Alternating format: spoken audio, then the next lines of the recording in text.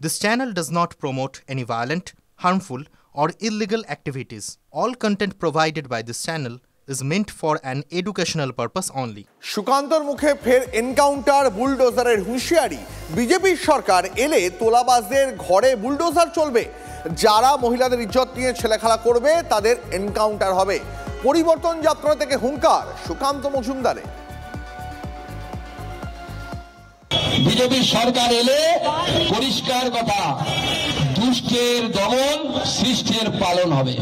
তোলাবাজদের বাড়িতে বুলডোজার চলবে, চলবে, চলবে, কেউ আটকাতে পারবে না।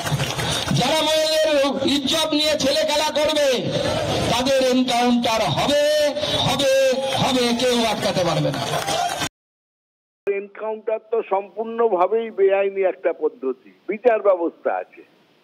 আজকে এটাই বলছেন যে বিজেপি আসলে আইনের শাসন থাকবে না, এটা একটা।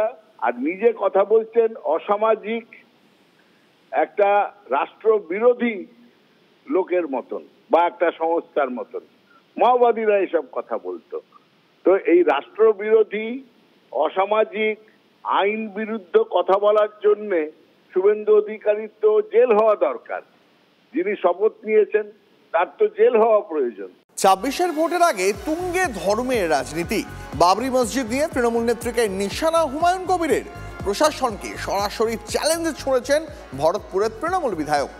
সংখ্যালঘুদের কাছে হুমায়ুনের ক্ষমা চাওয়া উচিত বলছে তৃণমূল। ৬ ডিসেম্বর রেজিনগর থেকে বহরমপুর NH 34 ব্লক করে দেবো, কোনো শক্তি থাকলে আমাকে রুখে নেবে। ৬ ডিসেম্বর বহরমপুর থেকে রেজিনগর জাতীয় সড়ক ব্লক করে দেব, কেউ পারলে রুখে নেবে। এবার প্রশাসনকে সরাসরি চ্যালেঞ্জ করলেন হুমায়ুন কবির। ২০২৪-এর ২২শে জানুয়ারি অযোধ্যায় রাম মন্দিরের দ্বারোদ্ঘাটন করেন প্রধানমন্ত্রী নরেন্দ্র মোদী।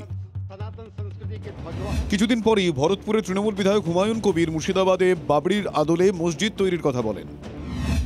৬ ডিসেম্বর বাবরির আদলে বেলডাঙ্গায় মসজিদের শিলান্যাসের উদ্যোগ নিয়েছেন ভরতপুরের তৃণমূল বিধায়ক, কিন্তু তাঁর অভিযোগ বেলডাঙ্গা থানার পুলিশ জমিদাতাদের ভয় দেখাচ্ছে।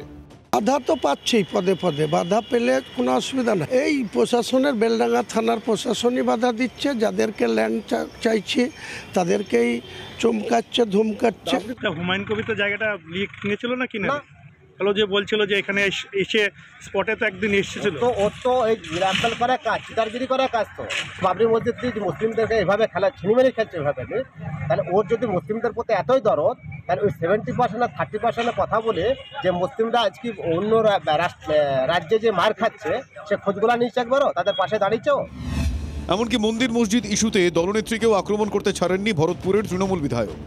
উনি যেটা মনে করবেন দুর্গাঙ্গন হবে, মানে জগন্নাথ মন্দির হবে, এখানে কার্নিভাল হবে, এখানে বছর বছর 1,10,000 করে অনুদান দেওয়া হবে, এসবগুলা সব বৈধ। আর বাবরি মসজিদটা অসাংবিধানিক কাজ। আপনারা বলছেন যে উন্নয়নে আপনি স্কুল কেন করছেন না, কলেজ কেন করছেন না, হসপিটাল কেন করছেন না? এটা করার কি দায় আমার ঘাড়ে? সরকার যারা নির্বাচিত আছে তারা কেন করছে না?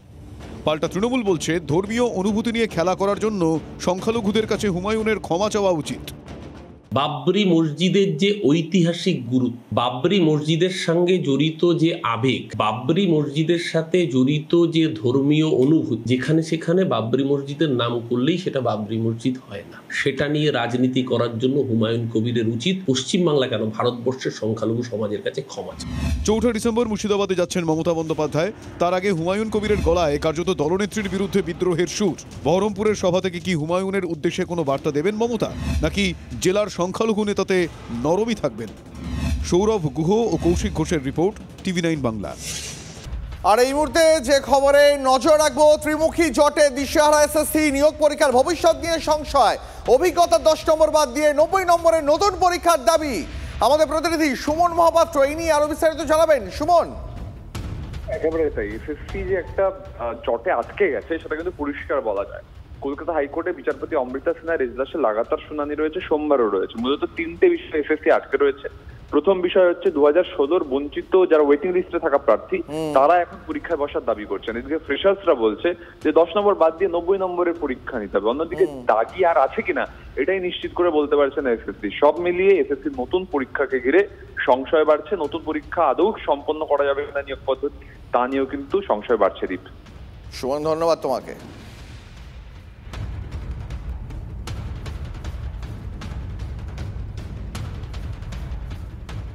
উচ্চ মাধ্যমিকের জাল সার্টিফিকেট দিয়ে কলেজে ভর্তির চেষ্টার অভিযোগ। ব্যাপক চাঞ্চল্য নদিয়ার শান্তিপুর কলেজে। আর এই ঘটনার সামনে আসতেই তুমুল বিতর্ক।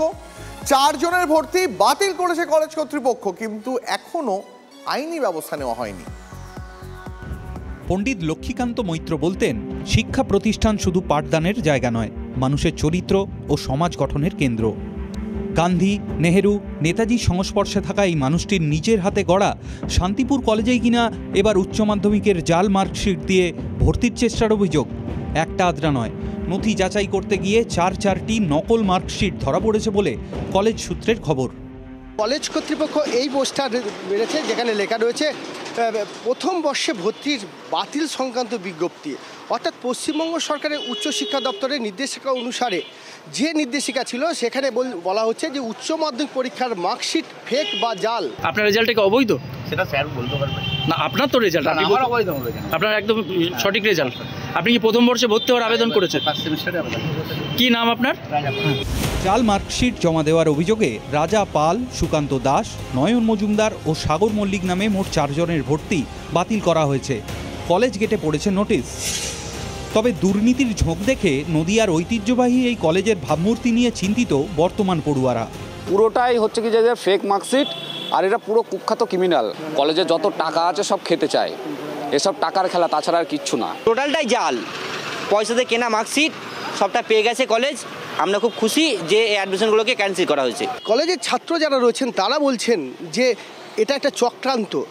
তৃণমূল কংগ্রেসের পদে থেকে একটা চক্রান্ত চলছে। মনে হয় যে 2011-র পরে এটা হয়েছে। সেই যদি প্রমাণ চান নিশ্চিতভাবে আমাদের কাছে সেই প্রমাণও আছে। শান্তিপুর শুধু নয়, অন্যান্য কলেজেও হয়েছে, 2011 সালের আগে হয়েছে। শিক্ষাক্ষেত্রে নিয়োগে দুর্নীতি, ভুয়ো শিক্ষক, টাকার পাহাড়, এক সময়কার শিক্ষামন্ত্রীর জেলে যাওয়া, গত 3 বছরে সবই দেখে নিয়েছে বাংলা। তাই বলে ভুয়ো ছাত্র কোত্থেকে, কিভাবে জাল মার্কশিট পেল অভিযুক্তরা, কারা দিল? তাহলে কি কোনো চক্র সক্রিয়?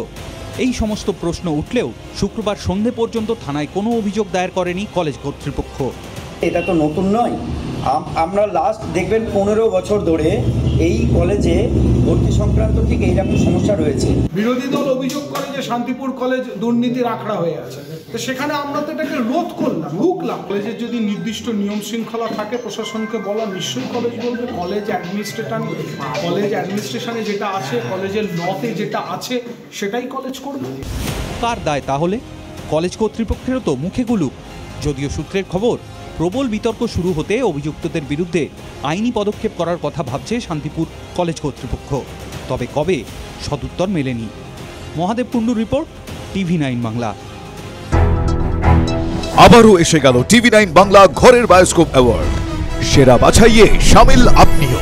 বাংলা সিরিয়ালে প্রধান চরিত্রে আপনার পছন্দের সেরা মহিলা অভিনেতাকে হিয়া মুখোপাধ্যায়, গীতা LLB, ঈশানী চট্টোপাধ্যায়, পরিণীতা, উষসী রায়, গৃহপ্রবেশ, খেয়ালি মণ্ডল, পুতুল TTP। tv9bangla.com/ঘরের বায়োস্কোপ সাইটে গিয়ে ভোট দিন প্রধান চরিত্রে আপনার পছন্দের সেরা মহিলা অভিনেতাকে। TV9 বাংলা ঘরের বায়োস্কোপ অ্যাওয়ার্ডস আসছে TV9 বাংলায়।